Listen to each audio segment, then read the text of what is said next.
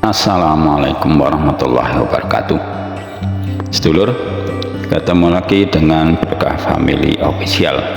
Semoga sedulur semua diberikan kesehatan, kemudahan, kelancaran, dan barokah dalam rezeki maupun kehidupan kita. Sedulur, kali ini kita jalan-jalan, main-main ke pantai. Kita eksplor pantai. Apabila kita membayangkan atau merasakan atau ya berimajinasi dengan pantai, tentunya ya yang indah-indah.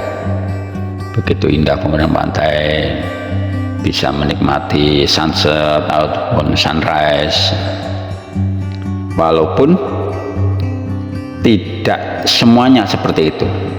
Ada yang pantai mungkin yang sebagaimana khayalan kita, pikiran kita, bahkan mungkin yang sebenarnya itu ya berpantai pasir, landai putih, luas. Tapi ada juga yang berupa tebing, bebatuan, yang juga bisa mengerikan. Mungkin ya kita semua atau ya sudah pernah main ke pantai, atau mungkin rekreasi ke pantai, atau mungkin bahkan mungkin hidupnya di pantai atau tinggalnya di pesisir atau pantai. Iya, suatu kenikmatan. Kita bisa main ke pantai, kita merasa senang, bisa bergembira bersama keluarga, mungkin dengan rekan-rekan. Itu suatu kenikmatan yang luar biasa. Pada umumnya orang yang berwisata ke pantai itu ya senang menikmati pantai, karena ya kesehariannya jauh dari pantai. Mungkin bagi yang tinggal di pantai ya biasa saja ya, karena memang hari-harinya itu dia akan senang, mungkin akan senang kalau dia berwisata jalan ke pegunungan, dia akan senang. Begitu juga sebaliknya. Ya kalau orang umumnya, kalau macam saya di kampung, jauh dari pantai, jauh dari gunung, ya kemana-mana senang. Ke pantai ya senang, ke gunung ya senang, kemana-mana ya senang, karena memang ya daerah saya umumnya sawit. Ini yang perlu kita syukuri, bisa menikmati bersama keluarga, mungkin rekan-rekan ya, terutama keluarga. Dalam keluarga kita jaga hubungan baik, bersilaturahmi.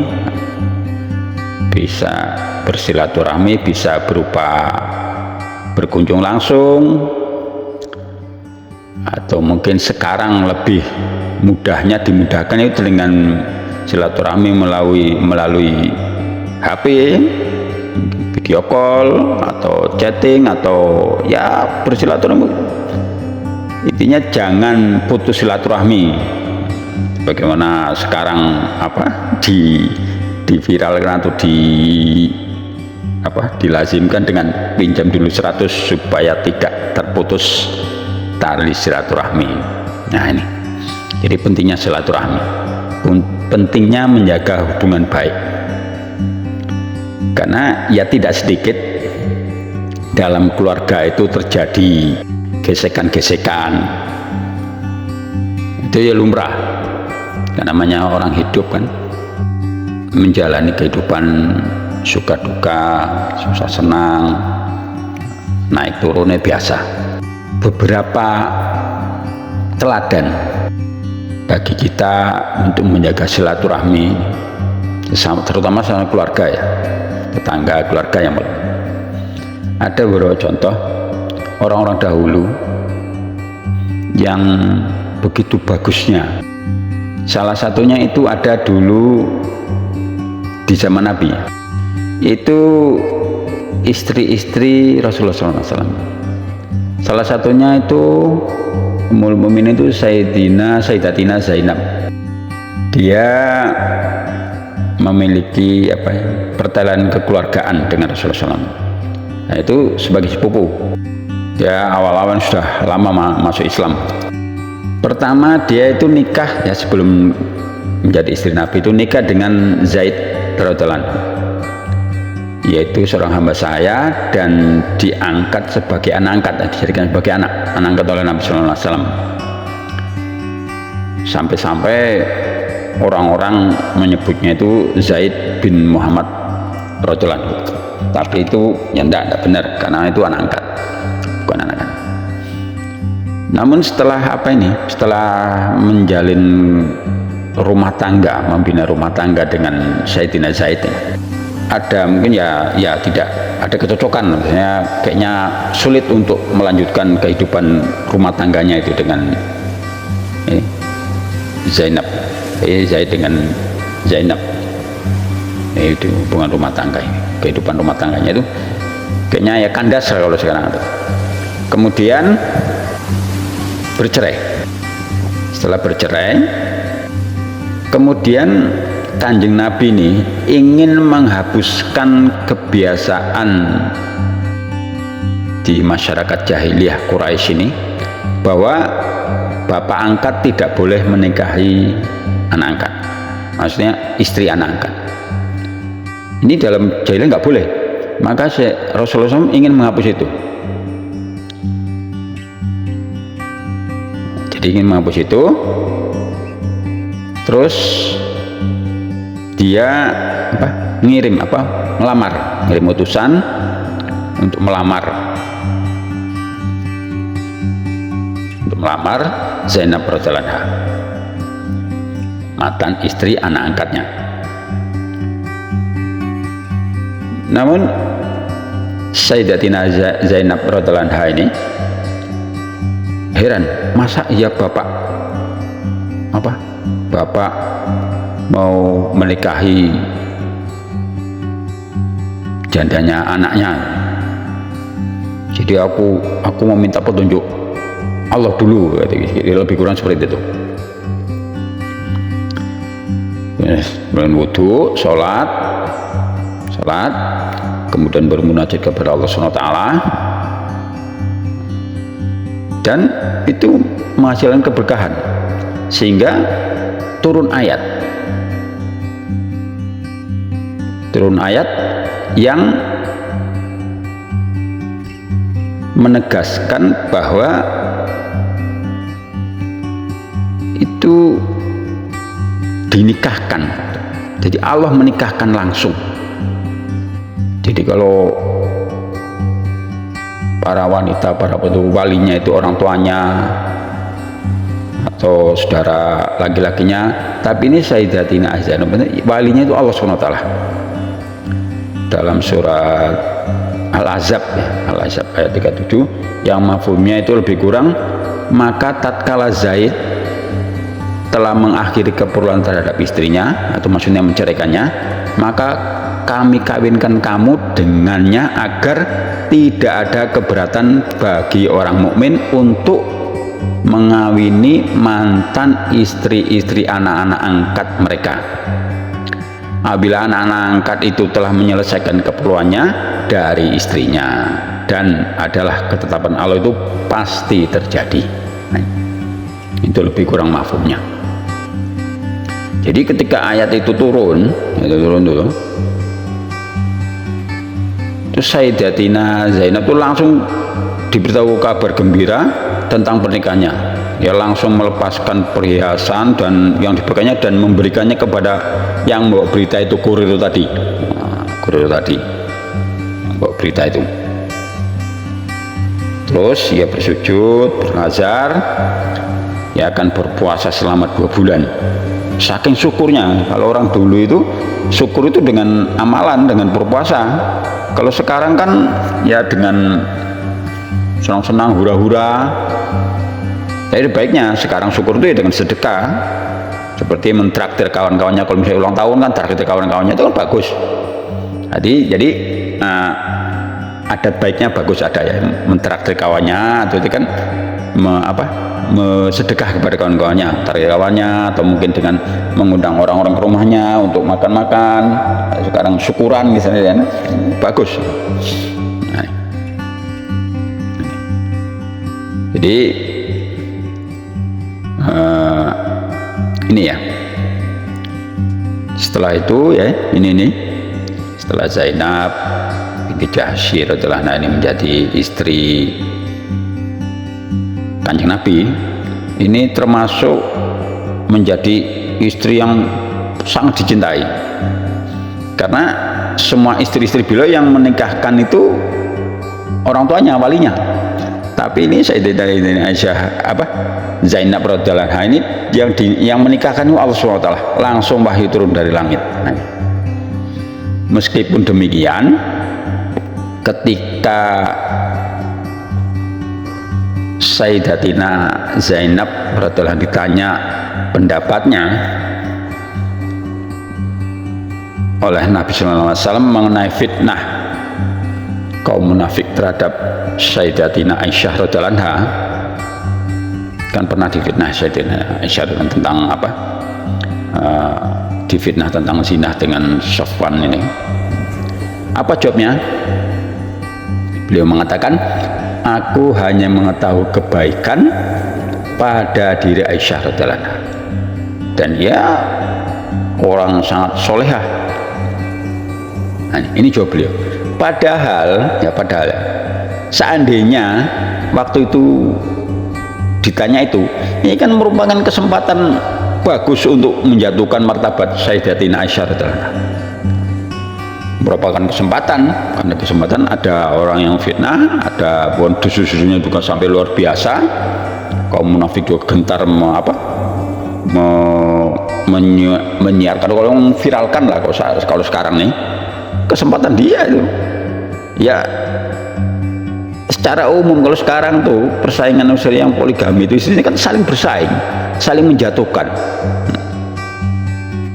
saling nggak menjaga silaturahmi lah gitu, saling menjatuhkan, saling bersaing, saling ingin menonjolkan diri sendiri, persaingan supaya lebih disayang suami. Tapi Sayyidatina Zainab radhiyallahu anha justru menjaga nama baik Sayyidatina Aisyah radhiyallahu anha, bahkan memujinya. Nah, sangat memuji kebaikan ini, bahwa itu solehah. Jadi Sayyidatina Zainab ini sangat soleh.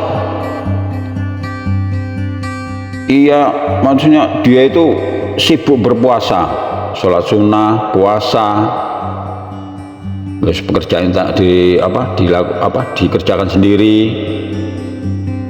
Dia bekerja sendiri, artinya mencari nafkah, mencari uang. Dia kerja sendiri, dikerjakan sendiri. Setelah berhasil, maksudnya ada hasilnya, dia itu lebih banyak disedekahkan masalah. Justru hasilnya itu lebih banyak disedekahkan untuk fakir miskin, bukan untuk diri sendiri. Nah, ini hebatnya ini. Hebatnya Sayyidatina Zainab radhiyallahu anha. Pernah ya, waktu Nabi sallallahu alaihi wasallam itu ketika mau wafat itu beliau ditanya oleh ya para istrinya lah. Begitu mau wafat ditanya, siapa yang paling dulu menyusul engkau ya Rasulullah? Beliau menjawab, yang paling panjang tangannya. Nah itu jawabnya. Oh, terus istri-istrinya itu merentangkan tangannya, meluruskan tangannya, diukur mana panjang-panjangan gitu. Nah, mana siapa yang paling panjang? Jadi ya begitulah. Ternyata setelah wafatnya, yang paling pertama wafat yaitu Sayyidatina Zainab radhiyallahu anha. Nah, setelah itu baru istrinya berpikir, oh ternyata orang yang paling banyak sedekahnya, paling banyak berinfak, ternyata maksud panjang tangan itu berinfak, paling banyak, paling murah tangannya. Kalau di bahasa Indonesia panjang tangan kan jelek konotasinya, kalau bahasa Arab ya enggak, panjang itu bagus. Kalau kita kan panjang tangan kan wah hati-hati, itu si Fulan itu, si A itu ke rumahmu dia itu panjang tangan, wah kan jelek nih. Tapi kalau bahasa Arab enggak begitu. Pas zamannya Khalifah Sayyidina Umar bin Khattab radhiyallahu anhu, dia memberikan atau menentukan tunjangan-tunjangan untuk istri Nabi itu sebanyak 12.000 dirham. Nah, 12.000 dirham. Ketika utusan Khalifah itu mengantar uang itu kepada Sayyidatina Zainab radhiyallahu anha itu, jadi kaget ini, kaget. Dia pikir uang 12.000 dirham itu untuk dibagikan ke seluruh istri Nabi. Jadi sampai ngomong ya untuk dia ngatakan untuk bagian sebanyak diserahkan, kasih sama istri-istri yang lain aja, yang bagian saya biar saya tidak usah. Apa kata utusannya? Bukan, uang ini bagianmu, bagian untuk setahun. Wah, kaget dia langsung, Masya Allah, subhanallah, langsung uang itu bagi-bagian ke fakir miskin, langsung habis. Setelah utusannya balik, Sayyidina Umar tahu bahwa uang itu bagi-bagi lagi, maka dikirim lagi uang ke Sayyidatina Zainab radhiyallahu anha. Ya, setelah dikirim, begitu uang itu diterima, saat itu juga disedekahkan semua. Ya, pada zaman itu sahabat udah pada makmur, ya. Udah makmur. Jadi diberitakan bahwa Sayyidatina Zainab radhiyallahu anha wafat, dia tidak meninggalkan harta sama sekali. Dia nggak meninggalkan harta sama sekali.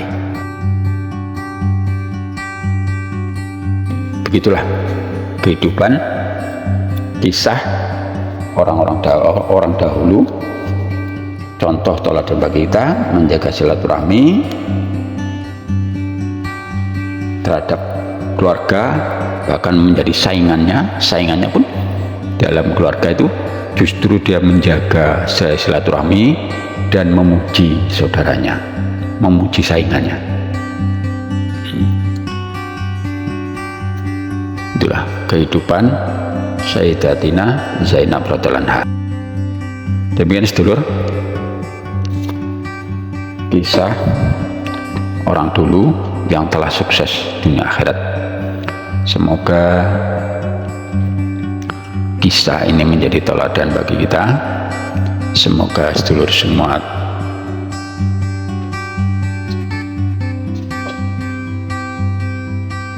terhibur, semoga bermanfaat.